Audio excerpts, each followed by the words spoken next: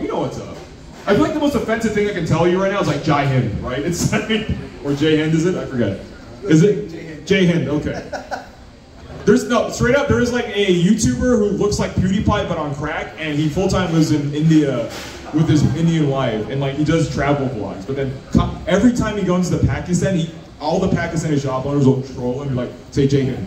Say fucking Jai Hind. just like, let's get this white guy's ass in trouble. That's like, One day I want him to say like Jai Hind at some point, just because the content on his channel's gotten boring. I need some prison action, you know what I'm saying? Prison action in Pakistan.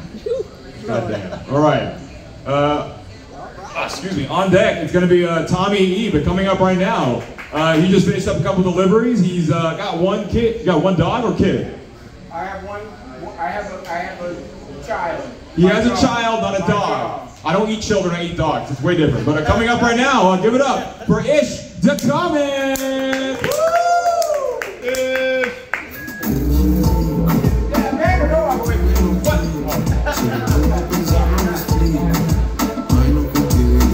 Wow, 5 years, that's a lot to unpack right there. I was gonna do a totally different set, but now I gotta focus on you. You are first generation African American, not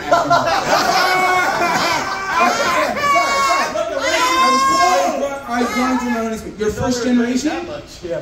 So now how many kids did your father have? Or how many kids are in your family? I have a younger brother, and he has a child from his first marriage. Yeah, so just the two of you? Yeah. But your parents are telling you that unless you, after 5 years doing comedy, you have to do something real with your life? Or what ultimatum, what is the ultimatum? If I'm not making money from comedy. But if it's what you want to do, why can't you just do it? That's a great question. Because like what? Because you're gonna be what, 25, 26? Yeah. And they're gonna still tell you what to do with your life? Well, if I'm not, it's more of like it's like this is the only thing they know how that works. So yeah. It's not working. See. Here's the thing with me. I'm a creative. It took me a long time to realize that is who I am. Like I'm first generation African American. I'm the first American on both of my parents' sides. They tried to push that shit on me, and I rejected it with a passion.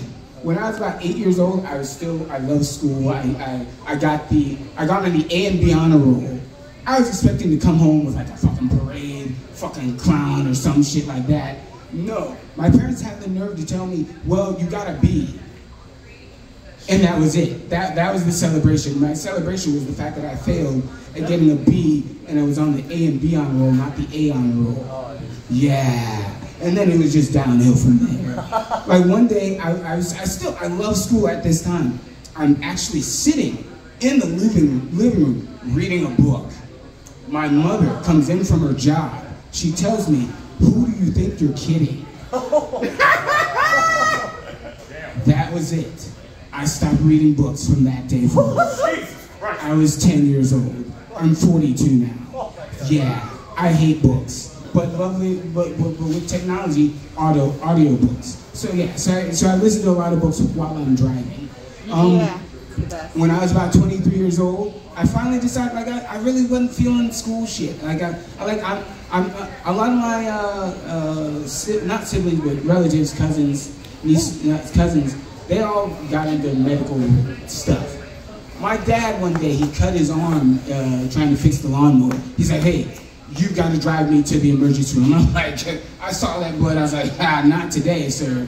You did that to yourself. I'm not going anywhere near that. Like I love like zombie movies and shit like that. But when it comes to real blood, fuck, dude, I can't watch ER or House or those old shows about medical dramas. I can't do it with a passion. But it's like when I was 23, I was still taking classes and just random classes. I didn't know what I wanted to do.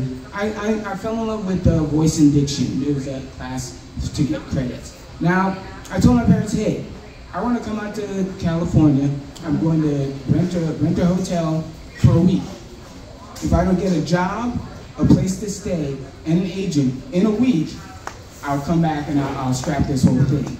In a week's time, I got a job, place to stay, and an agent. I go back home to tell my parents the lovely news. I go back. They have now given my car to the Salvation Army. So I now no longer have a job. I no longer have a place to stay because, you know, it's like, how am I supposed to get back here? Do they want me to walk on my hands and knees from Texas? Are you fucking kidding me? So yeah, so with my family, it's always been like a fucking pull and whatever, pull and tug or whatever you want to call it. That's why I need to read more books. But no, see, with me is I started listening to a book, Rich Dad Poor Dad. That one has me infuriated at my dad because the things that a poor dad tells his son and the things a rich dad tells his son are totally different. My dad was a poor dad. I have to admit that. My friend's father was a rich dad. He always told his kids, hey, reach for the skies, do all that fun shit. When I was growing up, as soon as I turned 16, I made a wish. I blew out the candles. First question was, so what kind of job are you gonna get? I was like, I'm still in high school. My friend's family never had to work in high school, but hey, just focus on school, whatever you need, we got you. With me, it's always been like, I'm fucking scrapping for every little bit of air to breathe, every little fucking creative idea to breathe.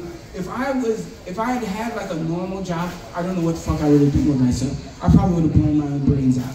But yeah, like I always have like these imaginary characters just jumping out of nowhere. It's like, that's why I don't do drugs. Like I just drink beer. I'm not taking shrooms or any hallucinogens. I already have enough problems with imaginary creatures on my own. The last thing I need is to unlock them and then not be able to shut that fucking door.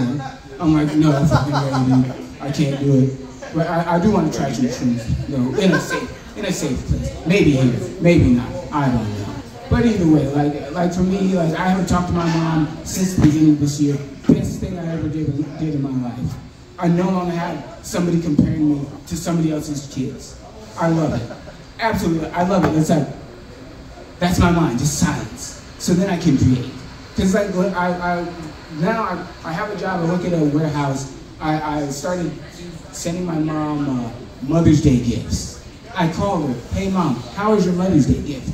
Oh, do you know your cousin Sarah is now running the admissions at a college? I'm like, that's nice. Did you help raise her? Like I don't see where the competition is here. Because I've never, in all of my years, ever compared my mother to someone else's mom. It's like, how do you figure that works out? Eventually she would get it, but at 42 years old, I'm telling you, she still hasn't gotten it.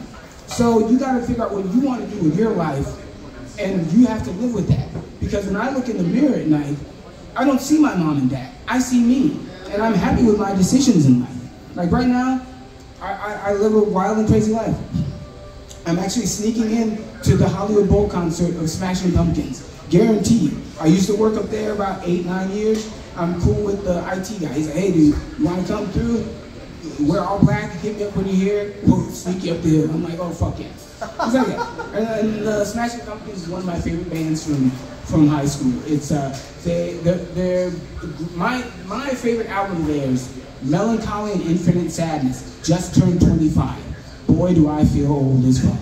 But yeah, but no, like there's tons of songs on there. It's Muzzle, 33, fucking Tonight, and you probably hear it on the radio all the time. But yeah, but I love that fucking album. I have great stories from high school. None of them involve my parents. Like I'm traumatized by my mom. Like she's a live-in nurse, so she takes care of like old people who have been literally thrown away by their own families. She lives with them. Like when I was growing up, I'd get like a phone call every Wednesday. She asked me how my stool is. Literally every Wednesday. Ishmael, how's your stool? Is it soft or is it hard? How's your stool?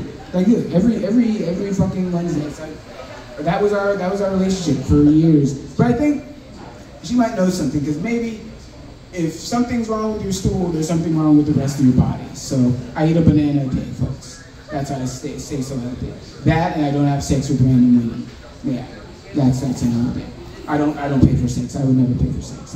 I might look like I don't pay for sex. I'm telling you right now. Okay. I don't see why that's funny.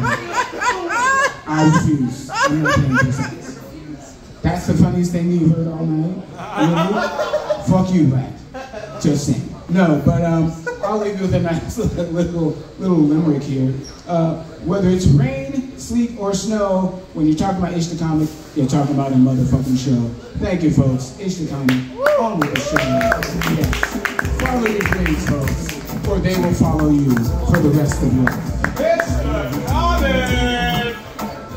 Having problems with his mom and all the gifts she gives him, like, I don't know, caring about his health. Come on, man. You know how they are. Not anymore. Oh, so she gave up on you is what you're saying. Okay. My mom hasn't given up on me. She still gives me gifts. Tom, does your mom still give you gifts? Yeah. Okay. Does she give you like Lululemon shirts to low-key tell you that you're fat? Because that's what mine does. Right? It's fucked up. It's like, because a regular Asian mom just goes up to their daughter and just like, oh, it looks like you gained some weight after they haven't seen each other in like months.